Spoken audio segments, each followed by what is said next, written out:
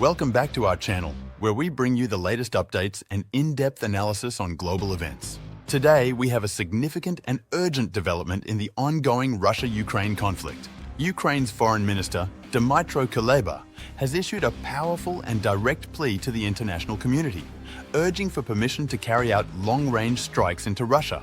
This request comes at a critical juncture in the war and could mark a pivotal moment in the conflict. What does this mean for Ukraine, for Russia, and for the international community? How might this escalate the war, and what are the potential ramifications? Let's explore these questions in detail. First, let's set the stage. The conflict between Russia and Ukraine, which began in 2014 with the annexation of Crimea and escalated dramatically in February 2022 with Russia's full-scale invasion, has seen countless lives lost, cities destroyed, and millions displaced. The war has evolved from a regional conflict into a major international crisis, drawing in nations from around the world through economic sanctions, military aid, and diplomatic pressure. Ukraine, fighting for its survival as an independent nation, has received substantial support from Western countries, including the United States, the European Union, and NATO allies. However, despite this support, the war has dragged on with no clear end in sight. Recently, the situation has taken a darker turn. On the heels of a devastating missile attack on Kyiv, Ukraine's capital, Kuleba is urging Ukraine's partners, particularly those in Asia, to consider increasing their military aid. The missile attack on Kyiv was particularly brutal, targeting residential areas and critical infrastructure, resulting in significant casualties and widespread destruction. This attack is just one of many in a series of escalations by Russia, which has increasingly targeted civilian areas in what appears to be a strategy aimed at breaking the will of the Ukrainian people. In response to these attacks, Kuleba has made it clear that Ukraine needs more than just defensive capabilities. Specifically, he is calling for long-range strike capabilities that would allow Ukraine to target Russian military positions deep within their territory.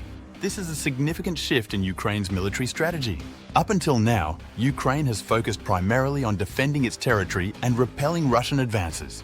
But with this request, Ukraine is signaling that it needs to go on the offensive, to strike at the heart of Russian military operations to deter further aggression and protect its citizens. In a recent press conference, Kuleba emphasized that Ukraine is not seeking to escalate the war for the sake of escalation.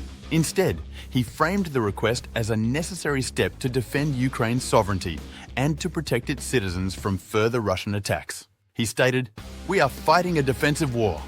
However, to ensure our survival and prevent further attacks on our cities, we must be allowed to strike back. We urge our partners to consider this necessity." This plea is particularly directed at Ukraine's Asian partners.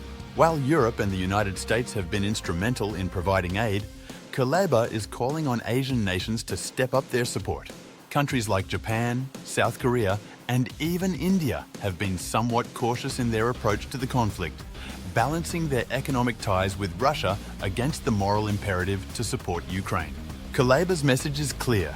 The involvement of Asian nations could be a game changer in this conflict. Increased military aid from these countries, especially in the form of long-range strike capabilities, could provide Ukraine with the tools it needs to change the dynamics of the war. Let's delve into the specifics of what these long-range strike capabilities might entail. Traditionally, long-range strikes involve missiles or drones capable of traveling hundreds, if not thousands of kilometers to hit strategic targets. These targets could include Russian military bases, supply lines, communication centers, and even critical infrastructure such as power plants or transportation hubs. By being able to reach deep into Russian territory, Ukraine could disrupt Russia's ability to wage war, potentially forcing them to divert resources to defend their own territory rather than continuing their offensive operations in Ukraine.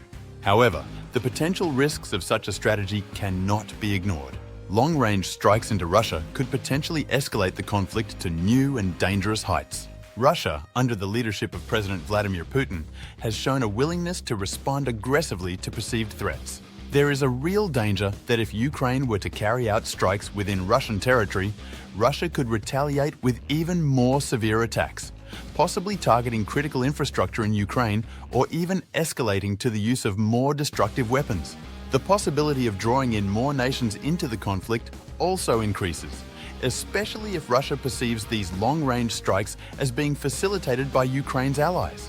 Furthermore, there is the issue of international law and the potential consequences of Ukraine carrying out strikes on Russian soil.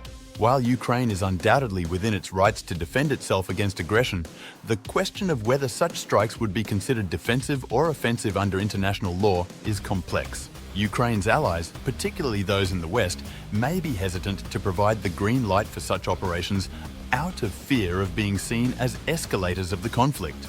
This is a delicate balance, supporting Ukraine's right to defend itself while avoiding actions that could lead to a broader and more destructive war.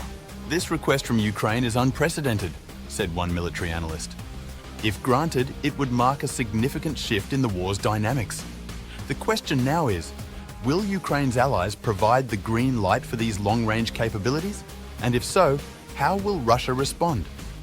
The potential involvement of Asian countries in providing military aid to Ukraine is also a topic of significant importance. Historically, Asian nations have played a more neutral role in international conflicts, often focusing on economic rather than military support.